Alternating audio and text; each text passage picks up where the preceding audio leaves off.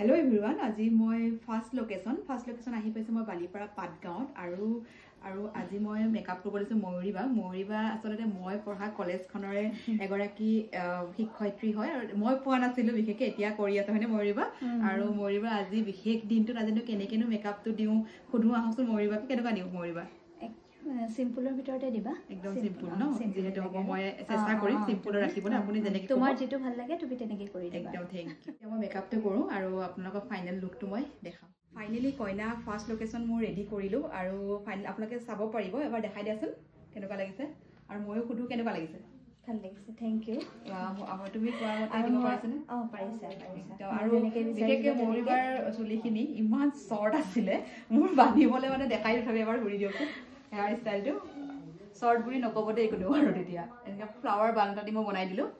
তাৰপিছতে আৰু আপোনাৰ যুগ্ম জীৱনটো যাতে সুখৰ হওক তাৰে কামনা কৰিলোঁ ৱেলকাম